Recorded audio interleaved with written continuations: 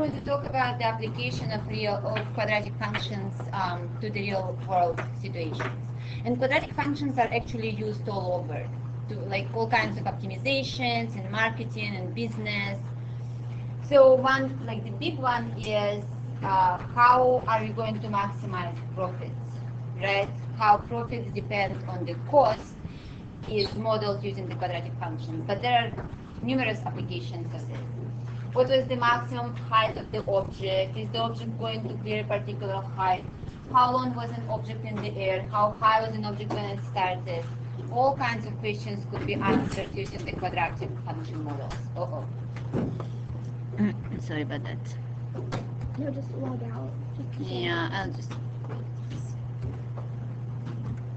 Okay.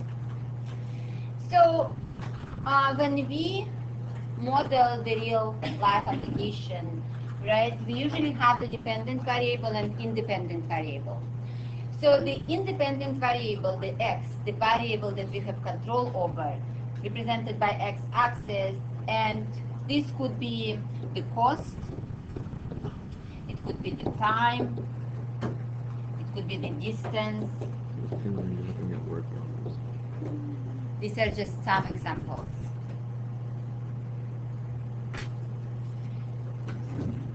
The dependent variable, so this is the independent variable, the one that we can control. The dependent variables is y. So when we change cost, our profits change, right? So the y-axis can represent profits or revenues. Could be height, like vertical. Again, this is just some of the examples.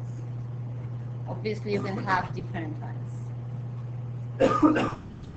And then when we look at this function, right, sometimes we will be looking for the vertex, minimum or maximum. So vertex can represent either the minimum we are looking for or the maximum we are looking for. And sometimes in the questions will be not about vertex, but about the x-intercepts. And we'll see some examples of those.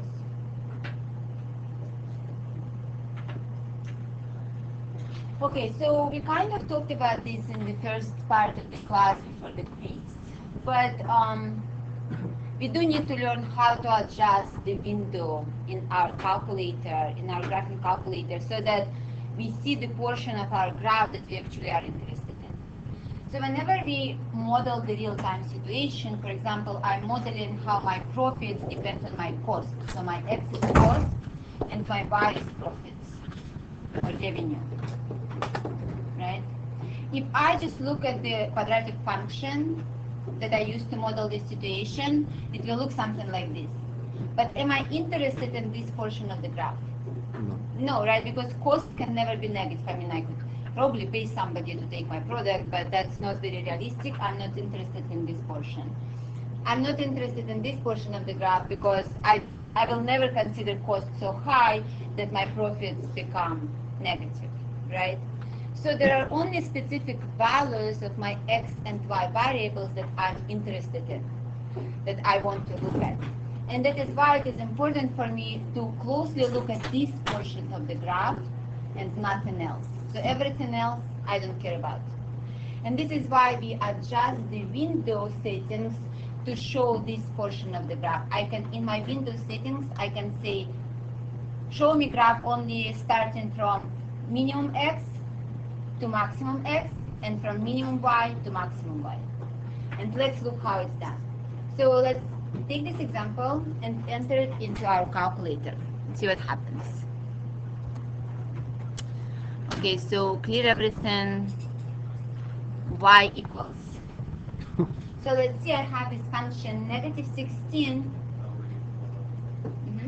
So I'll clear that. So y equals negative 16 x squared plus 19. I say enter and I say graph. And usually our graph, well, right now I have it, okay, so this is good. So I have some kind of setting right now in my calculator and my graph looks like this. If I'm only interested in the portion of the graph that has x and y values positives, because this graph models my real-time situation, I can change the settings of this window by saying window x minimum. Let's say I want from -1 to include 0. And let's say the maximum x I'm interested in is, let's see what I have here, just 3. And then the y values, I'm interested in values between -1 and the maximum, let's say 25. 25. Then I say enter and type a regraph. So I try to. Yeah. See, now I see the values that I'm interested in. Only the positive y's and positive x's is what I want to look at in this particular problem. Any questions about how we change the settings of the window? Yes. How do you set it back? You can always go back and say zoom standard. Right here, zoom number 6 is for standard. Oh, okay. And then we have the original picture.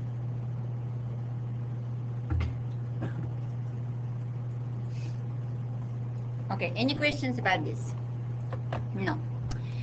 So let's look at some of the problems. Problem number 1, situation number 1. A model for a company's revenue from selling a software package is R equals -2.5 P squared plus 500 P, where P is the price in dollars of the software. What price will maximize the revenue? Find the maximum revenue.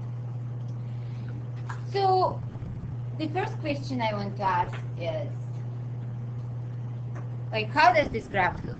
Let's just enter this graph into our graphing calculator and see. How does the graph look? Can we change P to X? Yes. So in the graphing calculator, the independent variable is always x, right? In this formula, it's P. So it's the same as P. And what does it represent? In my problem, what does P represent? Price in dollars. Price of the software. As the software company owner, I have the control over the price, right?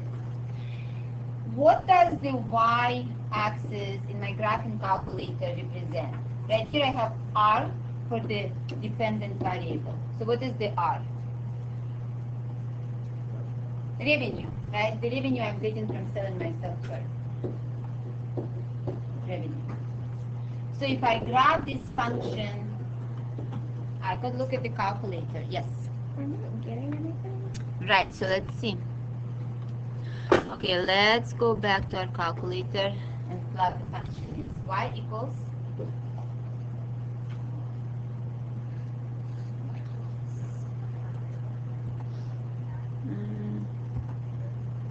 How did you get? see, again, my calculator is just not working. I know what it's doing. We have to restart.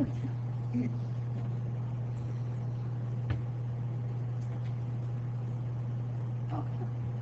So y equals -2.5 x squared and then plus 500 squared plus 500 X. x, yes, not squared x. Enter, yeah. So I don't see anything. Why do you think I don't see anything? It is somewhere above the line, right? If I just look at this function, at the formula, if I set the price equal to $1, what is my revenue? It will be -2.5, 1 squared plus 500 times 1, correct? So that's like about $500. 500 minus 2.5 is like 490. 498.5. Yes, 97.5, Oh, right? close. So that's like $497. So of course it's off the chart. If I look at my calculator, I only have units up to 10 on the y-axis, right? I need to go much higher. I need to be above $500.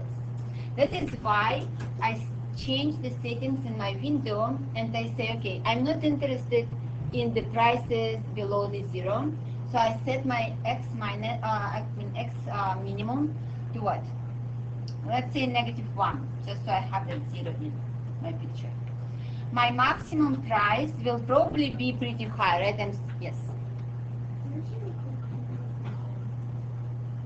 Oh, I'm just assuming. Like, I'm trying to figure out what, like, how where my window should be, right? So I'm trying to figure out where on my graph, on my coordinate plane, the graph will be, right? So I'm saying, okay, even if the price is zero, right, then my revenue is zero because if I apply zero, I get zero.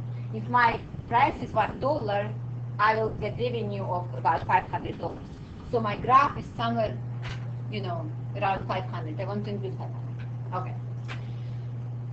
So going back, right, I need to figure out what is the maximum price that I want. And now you have to think about the situation you are modeling and look at, or you can look at the function and then just figure out what are the prices. So let's say we would put like 300 in as the maximum price that we can set, just to see what happens with the function if it fits. So here is just guessing game based on the situation. So y minimum, we are not interested in negative revenue, obviously. So we'll just have, let's say, like -10. -10 is fine, just to have that zero in the picture. And then for the maximum, what happened? Oh, I know what happened. Because I said instead of negative, I always put minus. What? See, instead of the negative, somewhere I put minus. Right here probably. For -10, I put -10. That's what happens all the time. It's me. So -10, and then I go to y maximum, and let's say like 30,000. Yeah, $30,000 is my maximum revenue. I'm just guessing.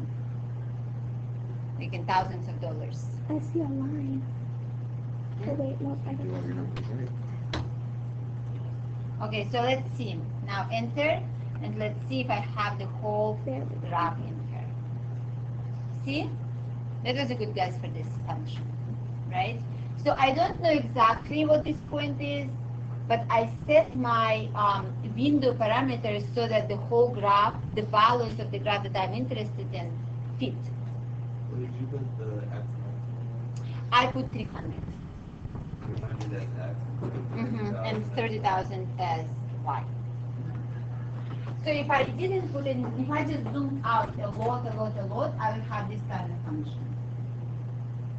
Right? And I know I'm not interested in this part of the graph and that part of the graph. And that is why I try to estimate, like, what is this square, so that I see the interesting values on my graph. And I guess about 300 for the maximum price and about 30,000 for the profit. Again, you have to think about the actual situation, and you can just guess by looking at the function also. Okay, so this is my, I can do the table and everything, but this is about it. Okay, so if X is my price and Y is my revenue, and the question of the problem asks me what price will maximize my revenue. So what point on the graph I'm interested in? I'm interested in the maximum, this vertex, right? This is where my revenue, my profits are at the highest. And now that you can look at this graph, it actually makes sense why quadratics are so important in like marketing and business, right? Because at price zero, my profits are zero. I increase the price for my product, my profits go up, right? But then at some point, my price can be so high that people stop buying my product. And that's why my profit go down. And at some point, I can set my price so high that nobody buys my software anymore. So the revenue is again zero, right? That's why quadratic is so important for this kind of optimization problems and price setting, stuff like that.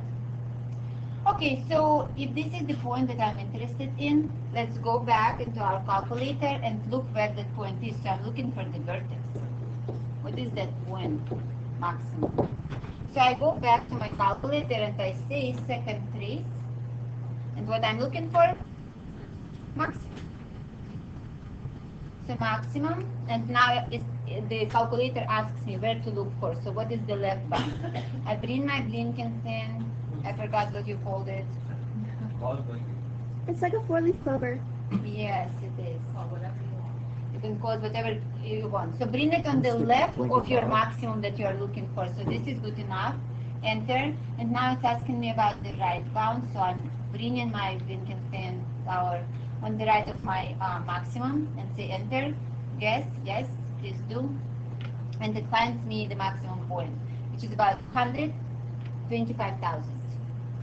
So I remember this vertex is 125,000. So what does it mean? What is my maximum profit? It says X is 100, Y is 100. Yes. So X 100, Y 25,000. So these are the coordinates of this vertex. Right. So what price will maximize revenue? $100.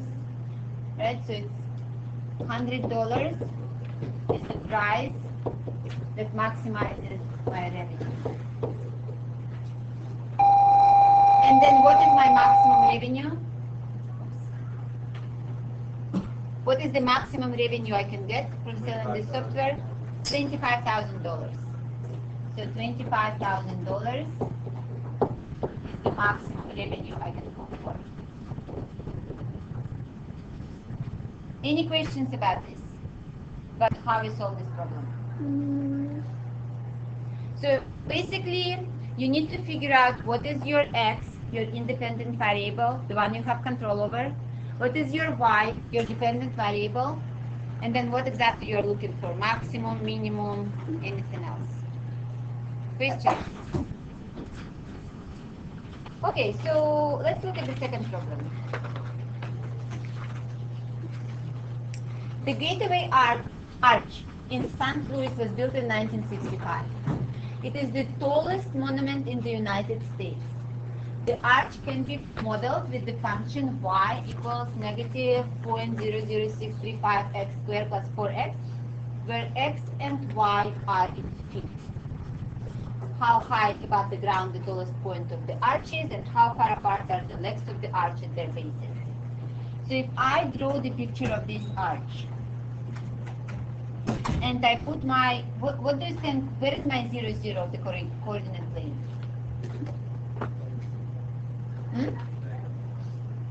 Right, so I'm giving, what is the x here? And what is the y?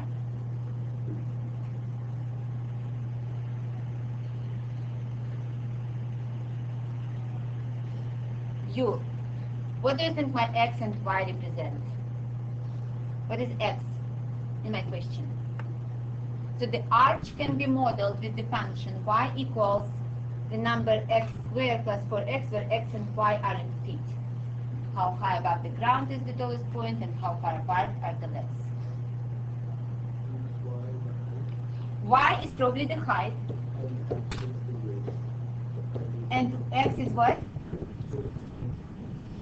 Right, so if I take one of the bases as my starting point, my like 0, 0, and then my x would represent how far I get from the base, my y could be the height of the arch.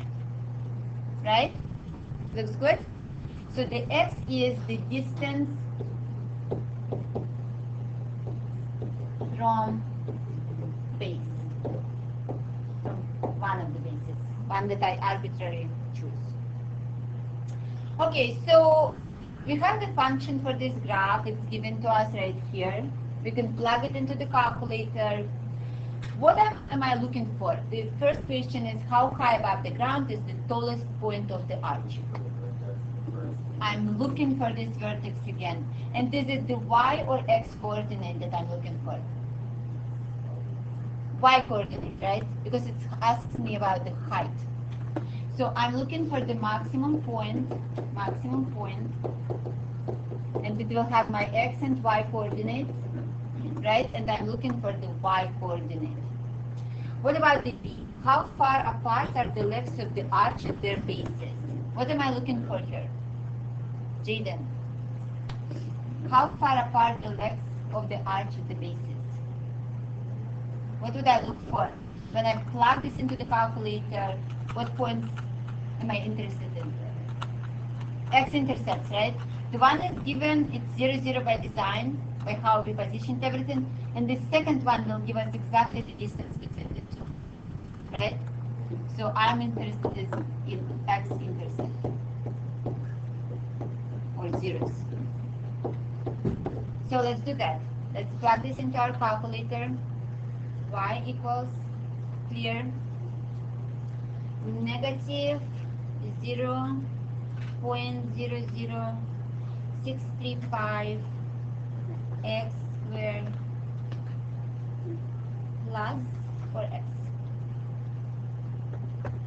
Okay. So if I just graph it again, I might get something weird. See, something weird like this. Because the window is not set properly for this particular real life situation. So let's go to window and let's figure out what are the x values and y values that we are interested in. So what is in the x? Well, x minimum minus 1 is good enough, right? Just to include that 0. But how far to the right should I go? This is, everything is in feet.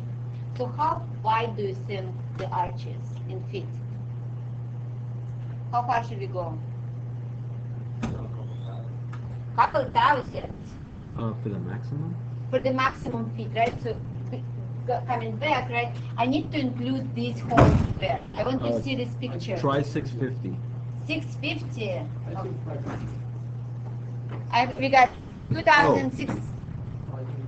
500. Okay, let's do 1,000. Right, something in between, or maybe 1,500 or something. So from -1 to about 1,500. Let's just do that. Let's just a guess. So for the y, right, we don't want negatives just because it cannot, the height cannot be negative for the arch. So let's do -10 or -5 or whatever, just to include that base in the picture. How high do you think? Oh, yeah, same thing. Window. Wait. Sorry about that. Window. So instead of negative, I put minus. So I'll do -5. And then for the y, how high do you think that arch is? How high should we go? 2,000? 2,000. Yeah. Okay, let's do 2,000. So 2,000 feet. That will be our wild guess. Wow. So enter, and now graph. Let's see if it fits. 1,500 is too high, but yeah. Yeah, even 2,000 is too high, then 1,500 was a little too wide. So let's just find out how tall it is. So what we are looking for is the highest point, right? So let's do second, what is it, trace. We are looking for the maximum. Enter, it's asking us where to look. So let's see. I'm looking for the little clever. I can't find mine. Here, just go to the left. Okay, so this is on the left of the maximum. I enter, and then I need to go to the right of my maximum, and I enter. Guess. Yes, let's guess. Here is the maximum. So the x is 315, the y is 630. So 315, 630. And I'm rounding. Take a look. So, what is it? I already forgot. 315, 630. So what is the answer to the question? How high above the ground is the tallest point? 630 feet. The tallest monument in the United States is 630 feet high. So let's go back and see what the intercepts are, zeros. Okay, so one intercept I know is 0, 0 by design. Yes. The second one is what I'm looking for. So I go second, trace, looking for zeros. So I go to 0. And now I need to tell my calculator where to look. So I'm not interested in the first one, only the second one. So this is on the left of 0. Now I need to go to the right of 0. So I will go like off the chart because I don't have that in my window, right? So it's just I know I'm on the right, so I enter yes, and then yes, yes, and it gives me the coordinates of the zero. 630 again and 0. So 630. Oh, I was actually fine. So the first one was 0, which we knew, and the second one is 630 feet. So what is the answer? How? Yes, the distance between the bases of the arch is exactly 630 feet. So this is my answer for the second question. So this distance between the bases is the same as the height. You can kind of see that. It's a square. You can fit it into the square. Any questions about what we just did? Unfortunately, I think when you guys are fixing the window on your calculator, it's just going to be a little trial and error at first. You know what I mean? So make it really big and then shrink it down, or start at like a medium-ish place and then decide from there. And think about the real life situation that you're describing, right? Questions? No? Okay. So let's see. We have time to do 4 and then 6. I really want to do number 6 because it's a little bit different. Yeah, let's do number 4 and hopefully we'll have time to do number 6. Or should we just jump to number 6? 4 is pretty much the same, almost. Okay, let's do 4 just very quickly. Okay, so the height of the batted ball is modeled by the function h equals negative 0.01 x squared plus 1.22 x plus 3. That's number 3. That's number 3. Oh, did I say 4? Yes, let's just do number 3. That's okay. The height of a batted ball is modeled by this function, where x is the horizontal distance in feet from the point of impact with the bat, and h is the height of the ball in feet. So right here you have this nice picture, right? So my coordinates, the xy, coordinate plane will go something like this, right? Because my x should start from where the bat hit the ball, right? So that is my 0 for the distance, and then I increase the distance from that point upwards. So this is my x. And then my y coordinate is the height, right? So the height depends on, this is my y is height of the ball, and my x is how far I am from the person who hit it. I'm sorry, I don't know the language for this call. Okay, so the ball would probably go something like this, correct? It will go up first, and then it will go down, and somewhere here it will hit the ground. I got it. Right? And so if you notice right here, if I put x equals 0, plug it into my function, I don't get 0, right? At the moment when the person hits the ball is above the ground. How high? At 3, at 3 feet above the ground. Because if I plug in 0, or x equals 0, I get 0 plus 0 plus 3. So the height of the bat is 3 feet. You see that? So that kind of makes sense. So we start right here. Okay. What is the maximum height that the ball will reach? What am I looking for? The vertex again, right? If I plug this into my calculator, I'm looking for that maximum. And am I looking for y or x coordinate? Y coordinate. Okay, so for the question number B, at what distance from the batter will the ball hit the ground? What am I looking at? The second x-intercept. So this is very similar to what we just did, right? So let's plug this into the calculator. Y equals, clear, then negative 0.00635, and then x squared plus, That was the last one. oh, sorry, thank you. Okay, different one, negative 0.01 x squared, plus 1.22 x, and then plus 3. Okay. So, what do you think the window should look like? Where should we start? The minimum, -1 is still fine, right? Because all we care about is the positive numbers. How far do you think we could go? In feet, how far can the ball be? 150?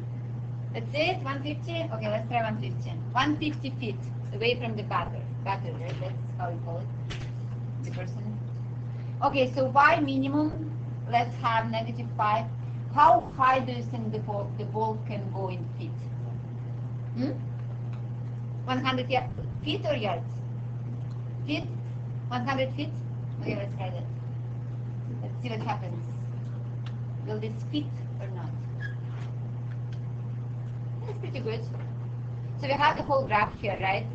So the ball actually doesn't go 100 feet up. It goes, I don't know how far. Let's find out.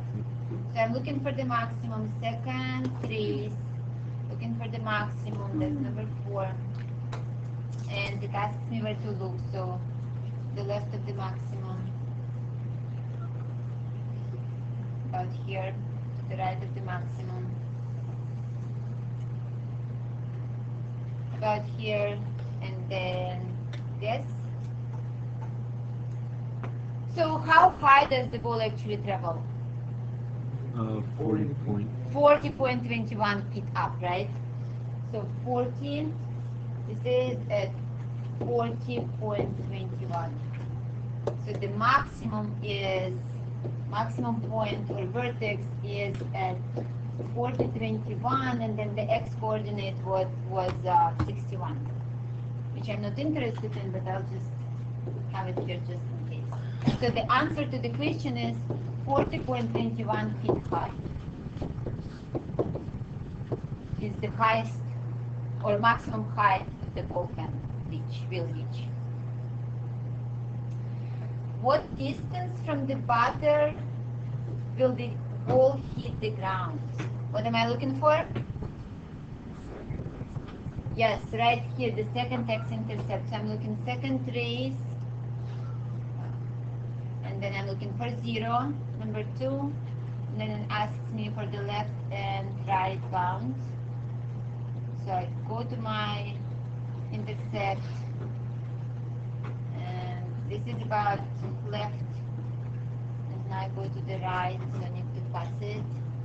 Good enough. So now I search for this, and it gives me the answer 124.40. 124.4 is, so the first one was 0 and the second one 0. No, 0 is y. No, I'm saying the first 0 is Oh. here, 0, 0, and then the second one is 124.4, right? So that's what I'm looking for, zeros of the function. So the answer to the question is what? 124.4 feet away from the batter.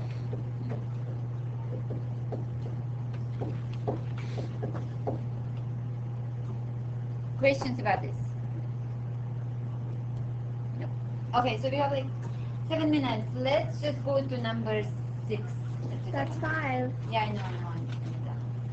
So number 6, because this is kind of a little bit different. Here you are not given the actual function. You need to figure out what that function is. Oh no, you are given the function. Sorry, it's just a little different. The junior class is selling boxes of sunflower seeds as a fundraiser. So they're selling boxes of seeds as a fundraiser. The total profit P depends on the amount X that the class charges for each box of seeds. We are given the equation for the profit of the fundraiser. What is the smallest amount in dollars that the junior class can charge and make a profit of at least $125? So if I look at my XY plane, what is my X? What is my X, David? X is profit. X is what I can change. Independent variable is what I can change, what I can adjust. What am I adjusting here? Profits? Amount X that the class charges for each box of seeds. So it's a price of the box, right? So X is price. You can change the price when we sell something. And then my Y coordinate is what? Total profit.